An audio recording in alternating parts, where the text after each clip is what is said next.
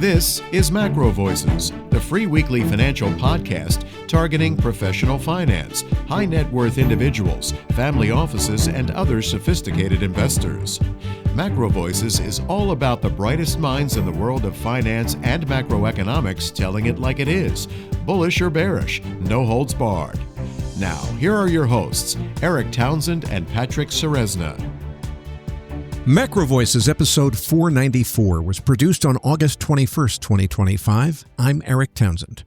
Rabobank's Micheal Every returns as this week's feature interview guest. We'll discuss everything from what Trump and Bessent are really trying to achieve, to prospective next Fed chairs, to U.S.-European Union relations, to precious metals, and much more.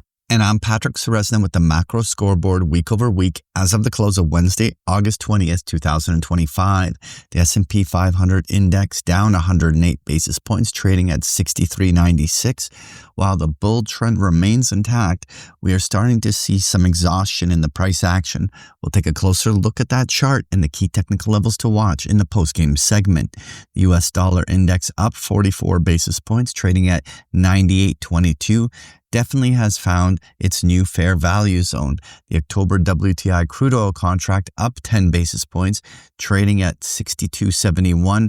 The downtrend is intact, but the puzzle to solve is, will we see a short-term drop back below the $60 level in the weeks to come? The October RBOB gasoline up 262 basis points to 196. The December gold contract down 59 basis points, trading at 33.88. A 4-month trade range continues to contain all of the price action.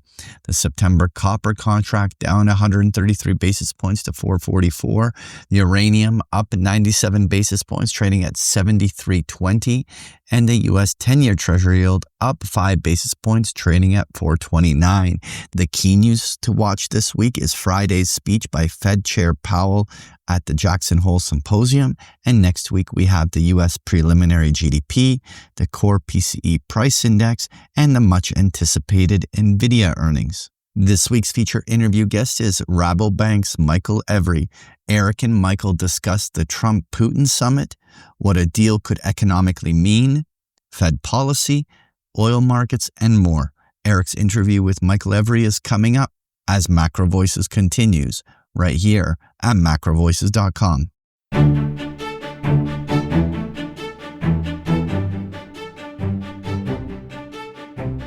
And now, with this week's special guest, here's your host, Eric Townsend. Joining me now is Micheal Every, global strategist in economics and markets for Rabobank. Micheal, it's been a while since we had you on. Obviously, the really big topic this week is going to be the Trump summit with Putin. Now, we should let our listeners know we're actually recording on Sunday evening U.S. time, so it's just after the wrap-up of that session. Our listeners are going to have 3 or 4 days of news flow that we don't have yet in terms of what's happened afterwards. So I hate to put you on the spot, but based on what we know now, immediately after the wrap up of these sessions, we don't even have all the news flow out. What's your take on the big picture of where this is headed? Are we about to wrap up and maybe wind down this Ukraine war, or is this just President Trump kind of, as he puts it, weaving his deals and maybe not really expecting anything to happen quite yet? In this job, you and I are both paid to try and look well beyond 3, 4, or 5 days. So yes, there is going to be news flow between what we're recording now and when people will hear it. But hopefully what we have to say still has value over that particular, time gap. The view that I have is that it's likely to be not the end of the war per se, but the end of a phase of the war. And we could address it as a pause to refresh. And then the issue is, who is it refreshing? Because obviously we all want a cessation of the terrible violence. President Trump does. Russia certainly does, in terms of the fact that its economy is struggling at the moment and it needs that breather. Ukraine is being ground down. Everybody benefits from the fighting pausing. But where we go afterwards is a very, very different question. And I think there are multiple scenarios, but the most likely ones, which we can unpack, are that I think it's probably good for the US on balance. It may be a disaster for Ukraine, or it could be very good for Ukraine, and it could be very, very bad for Europe, or extremely difficult for Europe, but something that it emerges stronger from in the end. That's a lot to unpack, isn't it? There's a whole bunch of things that could go one way or the other way, depending. So we better dive into the depending on what. Basically, I've been saying for a long time that Trump would attempt to introduce what I've been calling a Noxin strategy, which is a reverse Nixon. Because in foreign policy circles, they've been talking about a reverse Nixon. I said, well, Noxin, that's a Noxin, where you try and make nice with Moscow in order to peel them away from Beijing, which is, of course, what Nixon managed to do with Beijing vis-a-vis Moscow, albeit after they had already had a spat. And here, the two haven't had a spat yet. So that makes geostrategic sense, except, of course, that Moscow and Beijing are currently very, very tight. And so I've also been making the quip for many months that Noxin wouldn't work because it starts with no and it's got Xi in the middle of it, XI. So that still remains the underlying assumption. But that doesn't mean that Trump can't manage to patch things up with Russia to a certain extent by taking themselves out of the Ukraine loop and giving them some breathing space on that, both Russia and Ukraine. So I think what we'll see at the summit between the UK, EU leaders, President Zelensky of Ukraine and Trump on Monday in DC, and it's Monday here in Asia as I'm speaking to you, is Trump basically saying, look, the deal is going to be this. The land that Russia has already taken is going to remain in Russia. Ukraine cannot get that back, realistically. Certainly not Crimea. And realistically, most of the other territory too is now effectively Russia.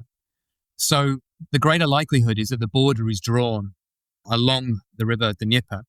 And then there are questions over certain pockets like Donetsk Oblast, for example, which Russia doesn't control all of. And Ukraine would say, well, why do we have to give up all of that particular province when Russia only controls half of it, et cetera, et cetera. So there are a few questions of where the line draws, but pretty much it's going to be around 20% of Ukraine is going to become Russian at this point, which is a victory for Russia. But for those expecting the US to say, well, we'll fight Russia absolutely to get that back, which Europe has been very vocal about too. Clearly that isn't in the US grand macro strategy interest.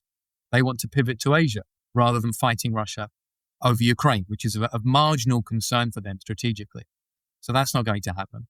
And for those who say, well, the US and Europe together should be sanctioning the hell out of Russia and putting secondary sanctions on everybody else who deals with Russia, such that Russia has to surrender, well, they have to understand that means putting secondary sanctions on China, which means if you think you have an issue with tariff inflation coming ahead in the US, it'll be enormous because you would have to basically lock China out of the global economy straight away to punish them for dealing with Russia. And if anybody wanted to do that, they could have done that for the past couple of years. Nobody wants to. They're too integrated. The pain would be too great. So those sanctions are simply not going to happen. I'm not saying whether this is a good thing or a bad thing. I'm just describing it. And the US isn't going to step up militarily. So then Ukraine is going to turn around and say, well, we need a security guarantee. We can't just sit here and give up 20% of our land for peace with Russia, because Russia can then use that pause to rearm, which it certainly will, and will come back and nibble again and again and again and start taking more and more and gradually eat us whole. So then what's the security guarantee? What's that going to look like? And here, I think the US is going to say, Europe, over to you. We will sell you as many weapons as you need to defend Ukraine. So that's good for the US military industrial complex. That helps Europe also build up its own factories again, which are really struggling at the moment, but very much as part of US-focused, Pentagon-focused supply chains. So that kills any hope of European strategic autonomy. Europe becomes a subset of the US from an industrial perspective. And at the same time, the US is already leaning on Europe and others as part of trade deals and saying, we expect you to invest hundreds of billions of dollars in factories in the US, which, surprise, surprise, will be making inputs or directly those weapons which it sells to Europe. It's what some, including myself, are calling a reverse Marshall Plan, where Europe is helping to rebuild the US rather than the US rebuilding Europe after World War II. Now the roles are reversed. So if that happens, then effectively the US can pivot to Asia. It's selling lots of weapons to Europe. Europe is really kind of subsumed into the US economy. It has to invest in the US and it has to buy from the US. The US is in a better position, and I think we'll discuss this shortly, to roll out stable coins, and Europe won't be able to say no because its economy and its security framework is based on the US, so it can't reject them. Hopefully, Europe then says, well, with that backing, we are prepared to put troops on the ground in Ukraine and ensure that the 80% of Ukraine remains, a buffer state between Europe and Russia, but it remains perfectly safe and viable as an entity. And if it does that, Ukraine may not, have a future in Europe in the immediate future or in NATO, but it could certainly exist. If Europe doesn't do that, if they can't agree who's going to decide, who's going to pay, how they're going to pay, and who's going to fight, because that's very much on the cards now, or at least in principle who would fight, then who is going to defend Ukraine? And then really you see that 20% of Ukraine becomes a 20% peace in our time, if you think back to Neville Chamberlain. And it may mean only 20% peace, P-E-A-C-E, in our time, which is an extremely worrying backdrop. So I've tried to give a very brief summary there, lots to unpack, but there are huge implications for lots of different markets and for geopolitics as part of that. What I found most fascinating was you used the phrase pivot to Asia, talking about where the U.S. may redirect some of its military might. It seems to me like really the Iran and Gaza conflict is going to acquire more U.S. attention than China will, at least initially. Am I reading that differently than you are? Or how do you see Gaza and Iran fitting into the chronology of all of this as the U.S. pivots toward Asia? Well, remember, the Middle East is part of Asia. Technically, it's Western Asia. We often tend to overlook that. What we've already seen play out in the Middle East vis-a-vis Iran, and what continues to play out in Gaza, is the US attempting to put down a very strong footprint as minimally as possible from its own side, in that it doesn't want boots on the ground. It doesn't want any repeat of the two Gulf Wars. But nonetheless, ensuring that oil-rich, energy-rich region stays very much in its pocket, not in Russia's and not in China's. And that is critical in order to gradually advancing towards China. And I would say, again, just as what the US may be about to do today, my time, tomorrow your time as we're recording, vis-a-vis Ukraine, which is going to upset a lot of people, particularly in Europe, but what I think is geostrategically advantageous for the US overall. And I'm not saying that as a moral judgment. I'm just saying that, objectively looking down helicopter view from above. They've achieved the same thing in the Middle East. Because while, again, they may be very unpopular in terms of what's transpired recently, the actions vis-a-vis Iran demonstrated to Beijing and to Moscow that when push comes to shove, even if the US doesn't want a major war as Russia is currently carrying out in Ukraine, it is prepared to use enormous targeted force to get what it wants. Iran was strutting around, a few months ago as part of an alliance with China, with Russia, with North Korea, and trying to expand regionally via its proxies. It's really been put back in its box. I mean, it's rocking on its heels. And in fact, if you read the Middle East news, you'll see that at the moment, Iran is close to running out of drinking water. Completely. And I'm not exaggerating. They really are running out of water. So on that basis, what Trump did in striking Iran's nuclear program helps to lay a footprint which says to the Middle East, look, we're still here to stay, and we expect you to be in our camp fully, except Iran, of course, but Iran's going to be in that box. When push comes to shove, if push comes to shove, oil is going to remain priced in US dollars, and we're not going to let China make any further inroads there. So I think people have failed to join the dots on what's already been achieved there. And Gaza still grinds on. It's a horrible, horrible process. Once that eventually is resolved, and hopefully very soon, then I do think you will see a regional realignment politically, which will further back that US footprint. Now, meanwhile, as all of this geopolitical stuff is going on, in parallel with that, we've got essentially musical Fed shares where we're having a very public and visible process talking about who might be the replacement for Jay Powell. At the same time, Steve Bessent seems to want 150 to 175 basis points of cuts on Fed funds. And I get the impression that somebody has an idea to essentially re-architect the petrodollar dollar recycling system as a stablecoin recycling system. How do we integrate those things? It seems like there's this economic agenda that the president and Secretary Bessent are working at the same time as this big geopolitical agenda. How do we reconcile those two things and figure out what the market does in between? Great question. Let me try and unpack that like this. First of all, I have to rewind back to something we spoke about last time I was on your show, which is we can't look at any one policy area in markets or geopolitics separately. We have to see all of them now as interlinked because we have left the previous world of economic policy, where you talk about monetary policy, fiscal policy, foreign policy, and we've entered the world of economic, military, and political statecraft, where the economy, the military, and of course politics are all integrated together, and every element of the economy is integrated together to try and achieve key strategic national security and foreign policy goals. So what I was just describing in terms of how the Middle East fits in with what's going on in Ukraine vis-a-vis targeting China, and I think many people can probably join those dots once I've put them on the page the way I just did. You have to understand too that the larger question that's always asked there is, what is GDP for? And clearly in the US case, it's to make sure that we stay number one and China is a long way behind relative to us and we stay global hegemon. That's what GDP is for. So if we accept that, what's the Fed for? Well, I can assure you it's not about 2% CPI and it's not about purely maintaining, financial market stability. It's not about maintaining a certain level of unemployment. It's not even about maintaining, moderate borrowing costs longer term, which actually is part of its remit and people tend to overlook. It's far more concretely about helping the US achieve that particular goal. Now, if you're a market purist, you can say, well, the best way to do that is to keep CPI at 2% and low unemployment. And I would say rubbish, absolute rubbish. It may be a subset in certain fair weather, but your central bank, with the enormous power that it provides, has to be cognizant of what the US grand macro strategy is and has to work alongside the Treasury and the White House. It's quite insane to imagine that you're implementing a grand macro strategy similar to a wartime footing and the central bank saying, well, we're not part of this. We're just going to look at 2% inflation. It's quite frankly ludicrous when you describe it like that.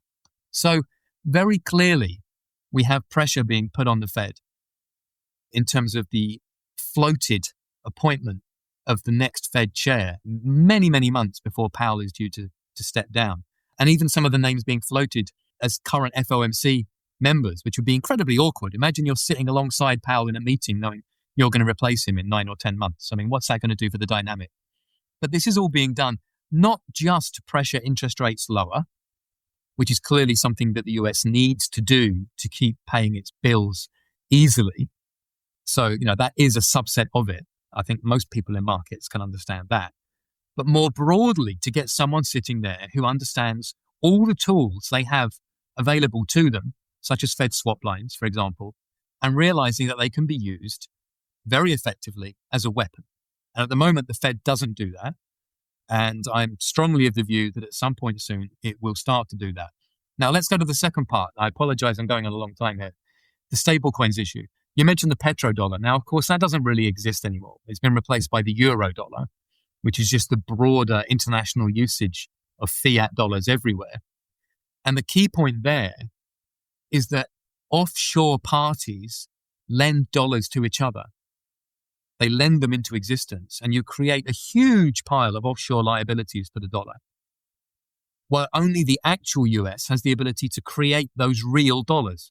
So you have anywhere like, no one knows exactly, but it could be 120 trillion of offshore liabilities in dollars. And actually, you only have around 7 trillion in FX reserves abroad. It's a terrifying ratio. And of course, the US via the Fed and the Treasury can, step up and pump liquidity in whenever they need to. But they're the only ones who can do that. Everyone else can rehypothecate. But the only actual dollars they've got are those 7 trillion, and half of them are in China and can't be touched. So that's already a powerful weapon. But the quid pro quo for that is that the rest of the world gets to create those dollars. And in creating them, part and parcel of that process very often is earning them from the US via trade.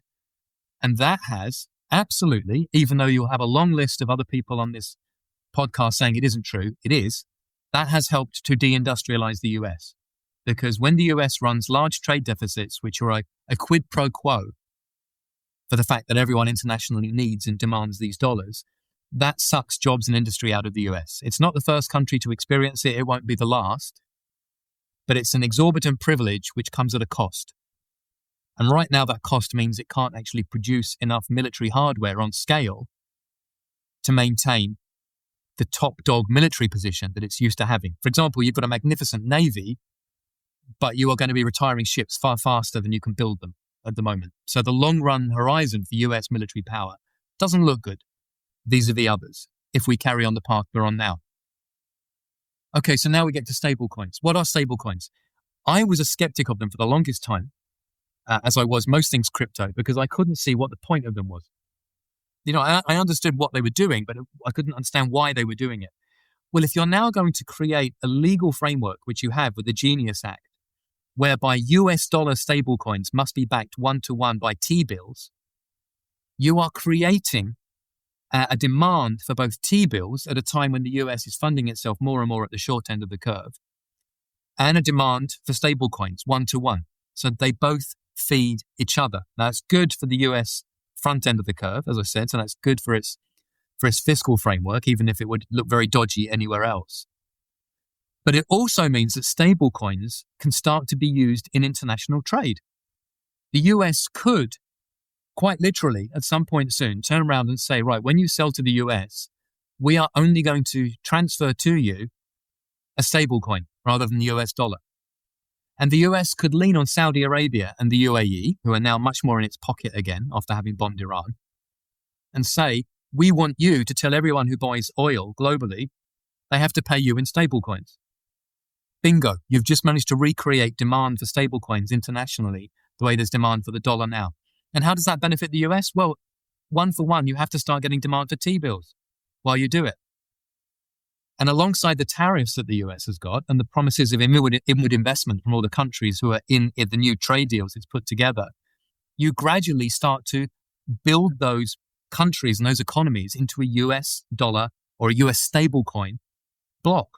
Because people at home or even private businesses in Europe, around the world, will start having stablecoins on their phone in an app outside the banking system.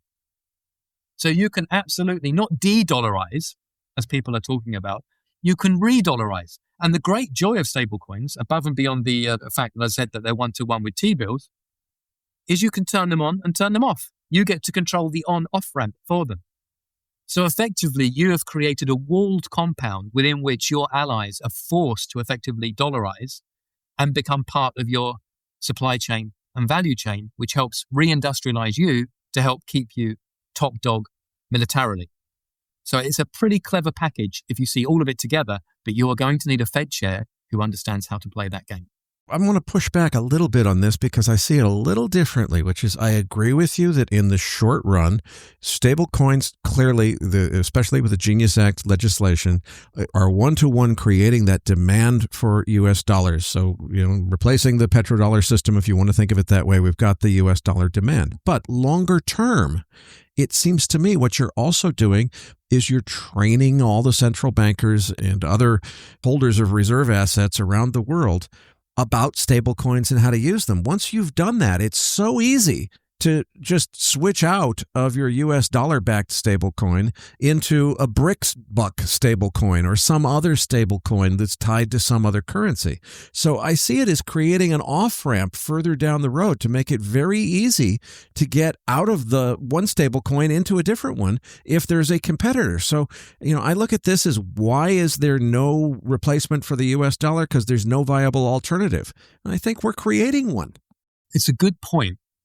But let me push back on your backing, if I may, in that part and parcel of what I think the US will be doing via this is trying to create the largest network effect as quickly as possible. And as we know from anything tech related as well as finance, once you've got that network effect, it really matters. It will be very hard, without Chinese-style firewalls for countries all around the world to prevent people just having US dollar stable coins on an app in their pocket. So countries that previously would never allow the dollar to circulate could effectively dollarize. But I do think very specifically, number one, the US is aiming to use this for allies only. I actually don't think they want geopolitical rivals using this. They don't mind trying to maybe undermine them and have it in private sector pockets, but they don't want the governments having anything to do with it or having any kind of official role. So I do think it is deliberately leaning towards a bifurcation. That's part of the strategy, to make sure that there are US-centric, US stable supply chains and value chains and the other, and we don't go near the other. And secondly, while the BRICS can talk about it, and the technology isn't that hard. I mean, they're a very technologically capable bloc, if you look at India and China in particular. Putting it together so it works on the ground, so that you actually have a coherent economic bloc where supply matches demand, where you have upstream and downstream demand, and where you don't have some countries running vast surpluses and everyone else running vast deficits. Because the US will be attempting to narrow its trade deficit by doing this so that its allies run more balanced trade with it. So it's a more balanced US-centric bloc. The power is with the US, but not via running deficits the way it is now. I don't see how the BRICS can replicate that. I've made that argument in detail for many years. If you do a very boring trade breakdown of who exports and imports what to whom within the BRICS, it's a very simple story. Nearly all of them are major commodity producers. China buys the commodities, makes everything else, and sells them to everyone else. Now, on one level, you can call that hub and spokes, but it isn't good for India, an eye within the BRICS. It doesn't help anybody else industrialize. And it means everyone else runs balance of payments deficits over time. So it's one thing to say the BRICS can adopt it. Sure.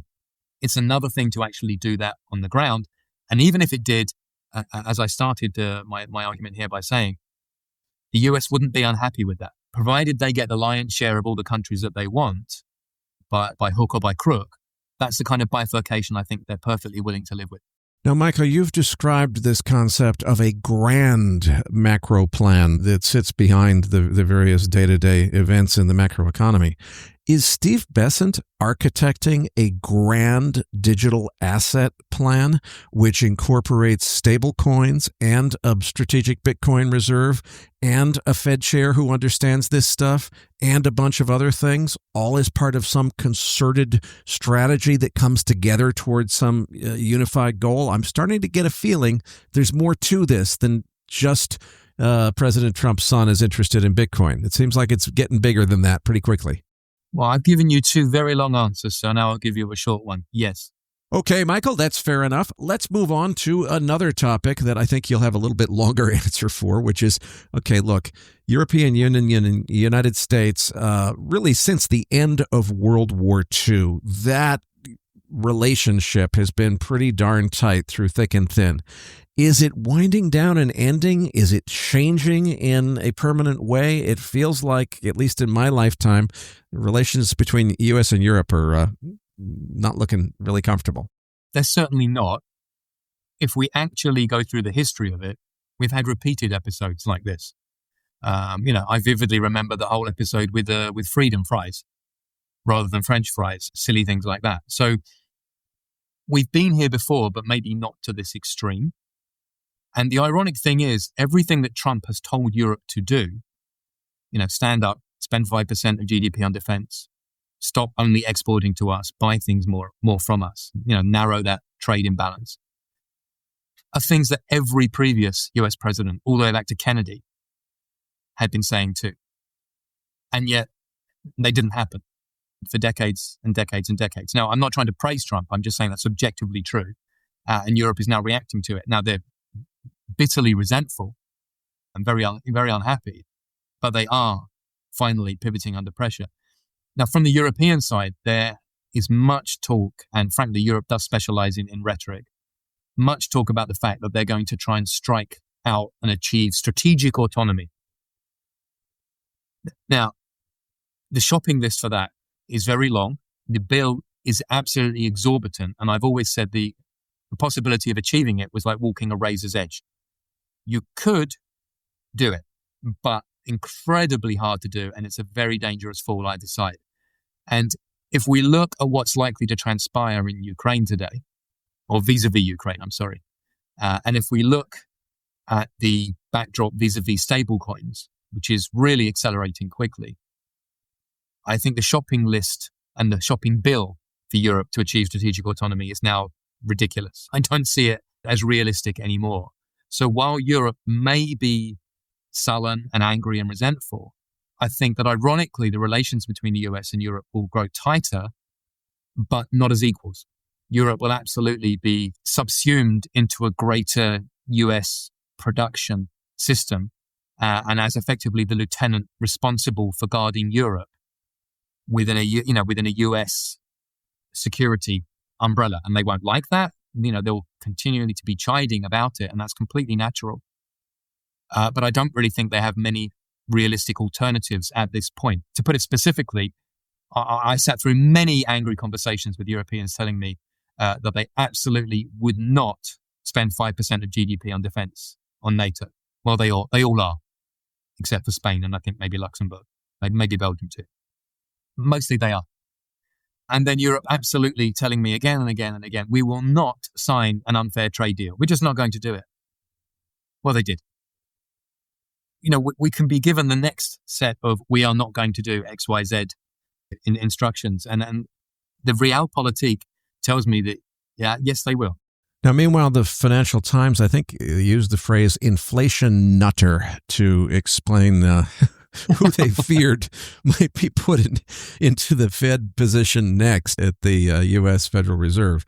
When the FT is talking about the prospective next Fed chair as an inflation nutter, kind of tells me that their editorial perspective may have become a little bit reserved about their perspective on U.S. monetary policy. It feels to me like we're kind of in this, Europe is stuck, they have no choice but to cave, so they're going to cave, but they're not going to forget this, is kind of the feeling I'm getting. What could they do if they're going to not forget this to eventually act on it? Nothing. Now, I'm being flippant, but we have to be realistic. But I just want to clarify, are you disagreeing that they're really not going to like it, or are you just saying there's nothing they can do about it? There's nothing they can do about it. No, they really don't like it. But listen, I am absolutely on board. I want all listeners to understand this. I'm on board with very valid criticisms that are pointed at many of the things that the Trump White House is doing, offending recent norms. Okay, I completely get that. I've worked in markets for nearly 3 decades. I fully get it. What I don't get, and I always try and point out in equal measure, is the absolute hypocrisy of the people saying that, about not pointing out how equally ludicrous things have been done by many others that they didn't criticize at the time and are still being done by many others that they don't criticize too. We have a slew of central banks that are cutting interest rates right now when there's no sign whatsoever that core inflation is fully under control. When there's absolutely every sign that the macro environment that they're living in, particularly in terms of the need for rapid rearmament, is going to be inflationary, highly inflationary in some sectors. And yet interest rates come down. Now, you could say they just don't know what they're doing. Fair enough. That's very valid criticism, but I don't see that as headlines. I don't see the Financial Times saying this central bank doesn't know what it's doing. Or you could say that they're just preferring to look the other way and hoping somehow that by lowering interest rates, they can paper over all the cracks, and that everything I'm describing in terms of a grand macro strategy won't be necessary, and we can just carry on doing things the way we always have, which I rather flippantly refer to as because markets. Which, even as someone who's worked in markets, as I said, most of my life, and, having a markets discussion here, I still think is idiotic. The world is not about because markets. There are far larger battles at play, literally, at the moment, and markets come secondary to that. They don't determine the outcomes. So, that commentary, I just wanted to make that feedback on it. But there's nothing really that the rest of the West can do, because if they were going to do something about it, it would revolve around a massive structural change in their political economy. But they're net exporters, and they net export to the US. Fair enough. If they want to massively expand domestic demand so that they don't need to rely on exporting to America anymore, there you go. Now you can suddenly be more in control of your own destiny. If they decided to spend, 3 or 4 percentage points of GDP on their military for the last 20 years rather than on social spending, I'm not making a value judgment, that's just what they did, they wouldn't be in a position to be begging America for help with NATO. They'd be standing on their own 2 feet. If they'd acted more strategically in terms of energy resources a long time back, like China did, they wouldn't there be any kind of domestic energy shortages or energy price issues. So all those choices were available to them decades ago. They didn't make them. And now when you put that conflation of different issues and problems together on the plate and you say, right, you've got to digest all of this in order to really do something against America, it's almost impossible to conceive they're going to do it, because in order to win, they would have to get involved in a multidimensional spat with America, which would hurt them far more than just having their wings clipped, which is what's happening at the moment. How should we interpret President Trump firing the head of the BLS? Obviously, his critics are saying, look, he didn't like the data, so he's, don't like the message, shoot the messenger, or castrate the messenger in public ceremony to make sure the next messenger knows better than to make that mistake. But wait a minute. I think you've pointed out in some of your writing, the BLS was pretty darn screwed up. Maybe firing the BLS head wasn't such a bad idea after all. Yeah, well, look, again, in terms of commentary, I absolutely understand why the market is freaking out about the fact that the head of the BLS was fired and that we've got a new guy in who is not exactly a fan favorite, shall we say, within the statistics industry. Fair enough. And that certainly fits a certain profile of, banana republic style economy. But equally, as you were just alluding to my mind, when I'm talking to people who, work in markets, those who understand the BLS have been a banana republic style joke for a long time anyway, even with the best of intentions, sit in one camp, and they're the ones I prefer talking to. And everyone else who thinks that every piece of data you're getting from America is absolutely kosher, transparent, completely trustworthy, and absolutely captures what's really going on. I really don't have any time for them because they don't know what they're talking about. It's not been like that for the longest time. One very simple fact, and again, I'm not trying to be political here, but let's look at the payrolls report. We all know how important that is. Markets still revolve around it. I presume they probably always will, unless they stop publishing it, which is what the new guy is threatening to do. But it's a joke. Payrolls is a joke as a number. You've got like a 9-digit US labor force, let's say 150, 160 million, something in that particular range. That's the official number anyway. You're talking about a monthly 3-digit change, and the market trades off of the derivative of that, which is normally a 2-digit differential from a 3-digit number based on a 9-digit number. This doesn't mean anything. It's a rounding error, and we're taking it as some kind of signal. They're constantly revising it. It's based on a births-deaths model where they assume jobs into creation. It's got a very, very low survey feedback right now, so they're having to impute or guess more and more. It doesn't capture structural changes in the economy. And most incredibly, of course, and again, I'm not trying to be political, but it's a widely accepted fact. Anywhere between 10 and 20 million people arrived in the US in the past 4 years who aren't officially in the statistics, but are somehow being captured. Or maybe they're not, in which case we're not even capturing 10 to 20 million people. Either way, it's a joke. So, but no one seemed to be prepared to say this. Month after month, traders all sit down, wait for that number to come out and trade off the back of it because it's what we do. It's just what we do because markets. It doesn't fit into a grand macro strategy. So I certainly hope we don't go the banana republic route, where every single month we get a great jobs figure and everything's wonderful. That would be a joke. But I certainly think what we have now is also a joke. And it would really behoove both America and the rest of the world and everyone to have really good real-time economic information that we could use to try and understand where our strong points are and where our weak points are.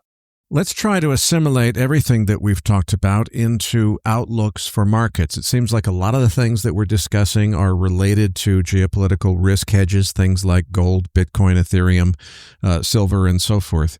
I've been trying to decide where some of those risk hedges are headed anyway, because on the one hand, you can make the argument if we're really maybe about to wind down the Ukraine war, that should be risk off for gold. It's a risk hedge. We should be unwinding it. But wait a minute. If what we're doing is winding down Ukraine so we can pivot to the next war in a bigger theater, that's not time to sell your hedges. So is this a bullish or bearish moment for precious metals and other hedges? First of all, as you know, I don't give investment advice, so full caveat on that. We're just having a hypothetical discussion. I think you frame it very well in that when you see the word peace coming through, one's initial market reaction might be in one direction. But if you take a bigger picture view and understand that that's only part of resolving one issue, and actually, by the way, passing the buck to Europe and saying yours, so that you can then focus further east, and that the underlying pressures for a bifurcation of the global system, which is what I keep emphasizing here, are rising, then, it still makes a lot of sense to be looking at all kinds of hedges for all kinds of products in all kinds of ways. The very simplest kind of market call that you can see ahead is the Fed's going to be forced to cut rates, ergo everything goes up. Yeah, obviously there's some very simplistic validity to that, as if things haven't already gone up enormously anyway, which they have. But we are entering uncharted territory because nearly everyone who's working in markets now, and I think I made this point to you last time we spoke, just by dint of their age, has spent all of their working career in an environment in which it was a one world economy, one market. And sure, there were certain areas where you had to get in or get out of tactically. But the assumption was everything was fully integrated, and it's just, where do I pick up yield? We're going to be heading to a world where certain sectors can't be traded, or where returns are fixed by the government either at a high or a low level, usually low, and where certain environments are just completely, untouchable. I mean, for example, if you look at what's happened at Bridgewater recently, reading that particular headline and suddenly, reversing position on China, very belatedly, by the way, we can probably expect to see a lot more of that happening if we are moving towards a world in which one has to make geopolitical choices, which will be part and parcel of currency systems and clearing systems and payment systems. So if you're going to be within a US stablecoin system, maybe you don't get to be in other systems. And if you're in other systems, maybe, as I said, you don't get to be in stablecoins. Or if you do, it's via a VPN being naughty in the background rather than with any kind of government permission. And, will markets find a way? Sure, markets will find a way. But it's not going to be the same flat world structure where you've got a world map on your wall in most offices and you can put a pin in whichever part you like. It's going to be complicated. And one very clear example of that, just to wrap that point up, is previously, a few years ago, tariffs weren't an issue. Unless you were dealing with one particular complicated emerging market where you had a lot of paperwork to do, you didn't worry about what the tariff was. It was going to be so marginal you could ship from A to B. Have you seen the table of US tariff rates now? Like the exemptions and potential changes coming up and country by country, sector by sector? It's a telephone book. And that's absolutely deliberate. That's the strategy. Make it complex. Therefore, make people do things more locally. And where you are doing things more locally, money will eventually change hands more locally. Michael, before we close, let's touch briefly on oil prices. We're on the low side, at least compared to the last year or two. Are we headed higher, as some people think? We got plenty of backwardation in the market, so I'm not sure what to make of this. We have a really interesting standoff in terms of the go-to research on it, like the IEA versus OPEC Plus and what they're both printing. I think, again, no geologist whatsoever, so I'm not going to get into that side of it. You need to look at the geopolitical backdrop. Now, obviously, we had that spike earlier in the year around Iran, and of course, prices came way off once the US got in and got out and sent that message without getting sucked into a war. And I think we need to recognize that low energy prices are a key plank of the Trump grand macro strategy. How that's going to work out within the US energy sector, because obviously low prices mean people don't want to produce and Trump doesn't want to be importing. He wants America to be exporting, or at least producing, even if prices are low. That remains to be seen. There will have to be some jiggery-pokery to get that to work. I can assure you there will be. But the secular envelope is that Trump wants to see low energy prices because most upstream commodities to him, energy most so, but many others, are seen as inputs to more value-added production downstream. So in other words, let's get cheap inputs so we can make more cheap outputs and more of those outputs. It's no longer every sector of the economy from upstream to downstream being equal because markets. Some people now are just not as important as others. Some people are there basically to do the equivalent of serving you drinks for very low tips. And, that's unfair. It's not very nice. That's the way life is. Well, Michael, I can't thank you enough for another terrific interview. But before I let you go, tell us a little bit more about what you do at Rabobank, how people can follow your work, and what your Twitter handles and so forth are.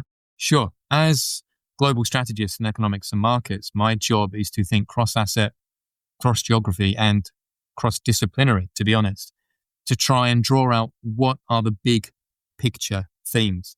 So it's not just about whether you're, long this or short that. That's not specifically what I do. It's to try and draw all the dots together to say what is actually happening. And if you assume that's what's happening, logically, what would then flow on from it? So you're narrative building to an extent, rather than telling people how to manage money. But it's been a very, very successful strategy for the past couple of years, in that, not seeing the bigger picture has really been problematic. And I think it's going to be more and more important going forward, even if I'm talking my own book a bit, talking my own book there. In terms of where you can follow me, I am on LinkedIn. For Rabobank clients, Rabobank Knowledge would be the place to go and check out, but you do need to be a client to get our good stuff there. And I enjoy conversations and interaction with people on these topics on X, and my handle is @the_Micheal_Every, EVERY, all one word. And yeah, please do just come and join that conversation, because I'm always keen to interact with others and to see what you're thinking. Because when you've got a global role, the more input you have, the more voices you have, the better your view of that picture becomes. Patrick Ceresna and I will be back as MacroVoices continues right here at MacroVoices.com.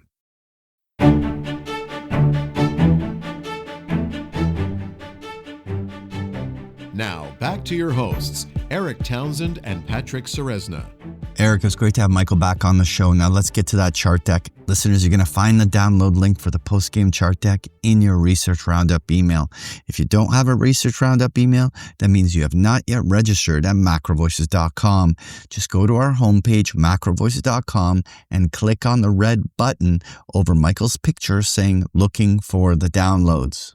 Well, Patrick, it's starting to look like the S&P chart could finally be topping, maybe after hitting my target of 6,500, but we're already bouncing off that 34-day moving average. What are the charts telling you, Patrick? Is there more downside still to come? Eric, what a great question. The short answer is yes, but it's about how and what form it's going to occur. What we witnessed here in the last week was a clear sector rotation. What we saw was the selling was predominantly focused in the technology space and the AI space, which was down over 3% over the past week.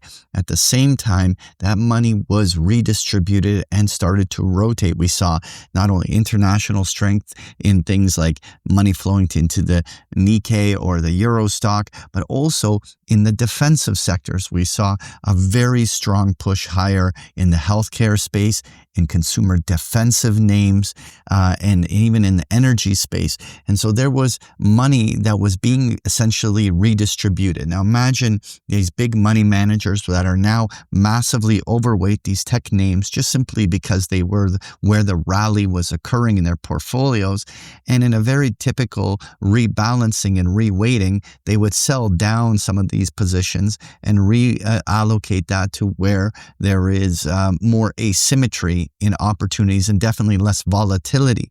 And so we are definitely seeing that rotation. Now, NVIDIA's earnings is going to play a very pivotal role in this next week, because if NVIDIA in any way disappoints to trigger some distribution to continue, then we will see under the surface this rotation continue. Now, these Mag 7s and other big stocks are so huge to the S&P 500, even though this rotation will be getting underway, it would be generally a drag on the S&P 500. And it certainly would imply that we are likely continuing to see a bigger topping formation where we're going to see substantial overhead resistance and far more of a sideways consolidation. The best example was from November of last year through February of this year. There was about a 4-month period where the S&P 500 more or less remained within a several hundred S&P point range, trading more sideways. I think that is, at least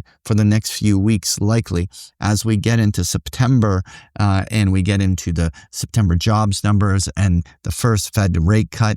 There's all sorts of room for volatility that may ensue going into the fourth quarter of the year. But right now, in the short term, while we may see the S&P weaken a little bit further, let's say down to 6,300 where its 50-day moving averages, I think the bigger theme is how this sector rotation is going to be occurring under the hood. All right, Eric, let's move on to that US dollar index. What are you thinking here? Well, Patrick, my read of the chart is that we're settling into a horizontal consolidation that's centered around 98, even on the Dixie, plus or minus 2 big handles. So in other words, 96 to 100 is the trade range on the Dixie that I think we're settling into, most of that happening between 97 and 99. We'll need to see a sustained move above 100 or below 96 to say that that consolidation has ended, and obviously that's a fairly wide range. My fundamental bias is still strongly dollar bearish relative to both other currencies and hard assets. Yeah, well, Eric, in my view, the U.S. dollar has clearly found a fair value zone, and we certainly have started to see divergent action in a number of the different cross currencies. When the US dollar really starts trending in a meaningful way, we tend to see almost all of the cross currencies correlate and move together in either direction against that US dollar. Here we have a very mixed bag. While the euro and the pound sterling stayed clearly in trend, we see the CAD and the Japanese yen very much diverging and therefore making a big muddle, and overall no real conviction on it. It's very likely that some of these catalysts, such as the Jackson Hole and or potentially the first Fed rate cut in September, could wake up the currency markets. But at least at this juncture, the activity in the currency markets is very narrow, tight, trade range bound, pivoting right on its 50-day moving average, and no conviction of a move yet. At this stage, I think expecting the next few weeks to have more of this types of sideways price action and inactivity to continue in the dollar is certainly, in my opinion, the highest probability. There will be a bigger move, but very likely it's going to be pushed out into the fourth quarter of this year. Now, Eric, on page 4, I have that chart of the crude oil. What are your thoughts here? Well, Patrick, so far the market seems to want to hold support on that 100-day moving average, which is 62.59 on the October WTI chart. So Wednesday gave us the closing print that technically suggests maybe the bottom's in now, but will it hold? Let's see what the market brings. If we can stay above 62.59, that 100-day moving average, then this recovery's got some legs to it. Maybe the bottom is in. Well, Eric, I'm not overly bearish crude oil here, but it is in a primary downtrend and it's still being distributed. The vulnerabilities of it potentially having a trip to retest the April and May lows, something that cannot be ruled out. At some stage, I do believe that crude oil will bang out a bottom here, but it could probably be a story that takes the remainder of August and early into September in order for us to really establish that. At this stage, I remain neutral crude, but I actually do believe that there's going to be a compelling buying opportunity to come in the weeks and months to come, just looking for where a meaningful entry point will make sense. All right, Eric, let's move on to gold. What are your thoughts? Well, Patrick, the correction we've just had made perfect sense. The market mood was peace for Ukraine, was at least coming into view on the horizon, if not almost at hand. So geopolitical hedges started to unwind. The slow stochastics and the RSI finally bottomed on Tuesday into Wednesday, and I think we may be on the cusp of a surge higher to new all-time highs in gold. I think we may have just seen that swing low that leads us into the next surge higher that hopefully breaks us above the previous 3,500 or just above 3,500 all-time high. Now, of course, anything's possible, but we've gone from extreme overbought on the slow stochastics to extreme oversold. And the setup for a breakout to new all-time highs is much better now than it was the last time the market tried but failed to break to new all-time highs. Better yet, we got from extreme overbought to extreme oversold on the slow stochastics without putting in a lower low on the price chart. So we shook off all of that overbought, got back to extreme oversold, and we're still showing a bullish setup in terms of the pattern of higher highs and higher lows, even after shaking off the overbought condition now into extreme oversold. So that leaves us with bottoming stochastic oscillators coincident with a nice solid recent pattern of higher highs and lows. I like that. I added to my gold longs on Wednesday accordingly. I'll cross my fingers and see what happens here. Well, what is clear, Eric, is that gold has been a sideways range-bound wedge for many months and has not yet shown the conviction of breaking to those 52-week new highs to drive that next bull impulse. At the same time, silver has stalled out. We've seen platinum and palladium also deep in consolidation. The only interesting observation to make here is that gold miners continue to take flows and they continue to show relative strength and continue to actually remain in trend. It'll be very interesting to see whether gold miners can bullishly continue to diverge from the trade range bound markets of the rest of the precious metals and continue to drive further new highs. Overall, at some stage, the bigger bull phase of another leg higher in gold will inevitably come. But at least at this moment, there isn't, to me, any of the technical signs that this is imminent. All right, Eric, let's talk about uranium and this current correction that we're seeing. What's your thoughts? Well, all sorts of pundits are taking all sorts of different guesses, and I assure you they are all guesses, as to what's the proximal catalyst for the very sharp sell-off in uranium miners on Monday continuing into Tuesday. Well, the reason for the pullback is, drum roll please, because the market was overextended to the upside and needed a pullback, which experienced bulls will welcome as an opportunity to buy the dip.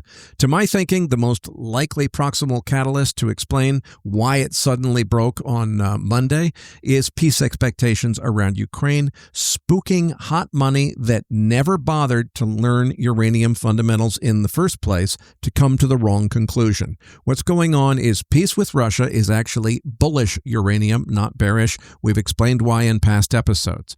But the tourists don't know that. They hear that sanctions could be lifted, and they're just imagining those stinking Russians flooding the market with all their cheap uranium, those pinko commie bastards. Well, little reality check, folks. They don't have any significant uranium inventory to flood the market with. The market doesn't work that way. It's much more about conversion and enrichment capacity, and there's really no reason to think that the peace deal that's on the table would even result in ending the bipartisan Russian uranium import ban in the first place. So the whole logic doesn't make any sense, but the point is, there's more of them than there are of us. There's a lot more hot money idiots that are selling hard right now because they don't understand the fundamentals. They're going to beat the price down. I hope we can get down to, let's say, below 34 on URA. I think that's probably coming, and I think it's a great buy range between 32 and 34 or so on the URA ETF. But the longer-term bullish story couldn't possibly be stronger. This is the beginning of the long-awaited buyable dip. We need some kind of catalyst to bring it on. I'm guessing that catalyst is what I just explained about Ukraine war risk coming out of the system. Maybe that has nothing to do with it and it's something else. I don't know. There's a bunch of theories about it. One way or another, we're getting the long overdue correction. I still expect in late Q3 and Q4 that this market really takes off to the upside. So the question is, if you're really good at buying dips, find the bottom. I'll definitely start buying URA at 34 and keep scaling in if it comes down from there. Well, Eric, in my framework, every rally needs to be checked. And after such an epic bull run where we saw a doubling of uranium stocks between April to end of July, eventually was going to have some sort of a pause and reversion. Now, typically, when you have a very strong bull market and this type of a pullback, you always want to make the assumption that pullbacks are buys on dips. The bigger question is, will this be a full 50% retracement where something like the URA drops all the way down to the low 30s, or will this just be one of these quick corrections where we temporarily break below the 50-day like we currently are and almost immediately gets bought on dip?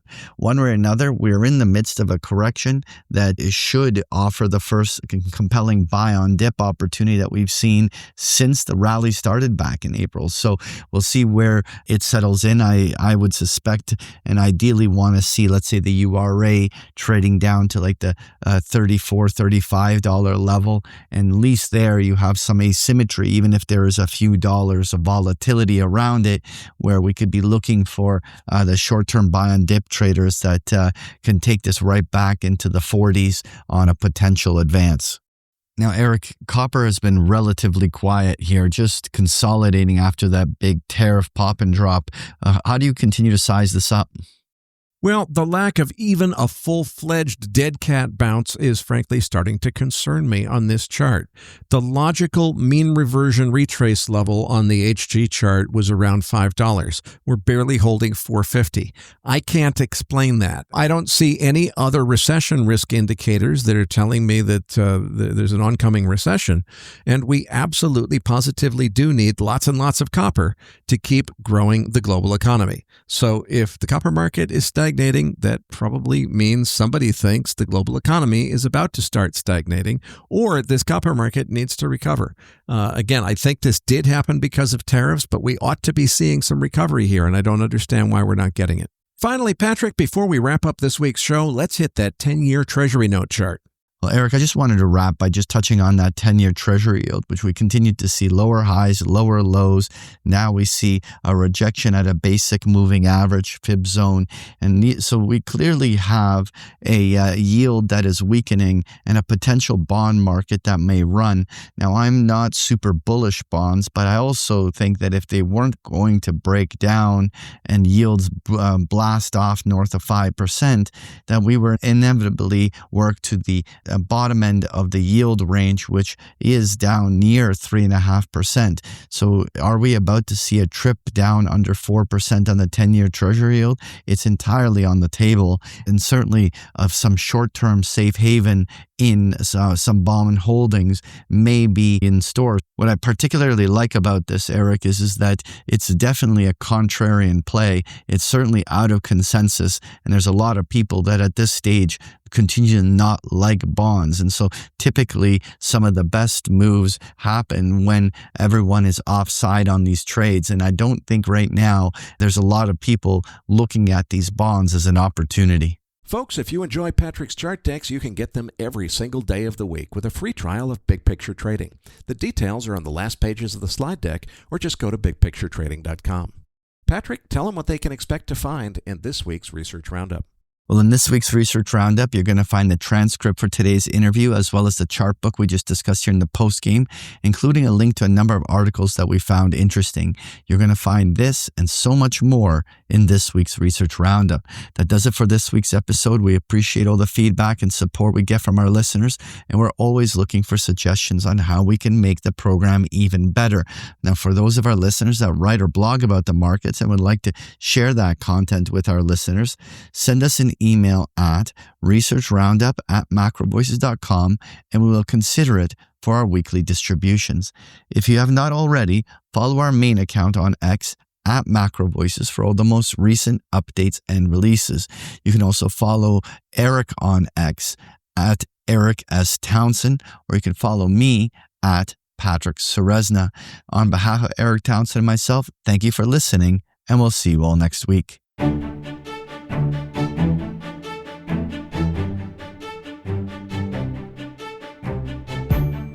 That concludes this edition of MacroVoices.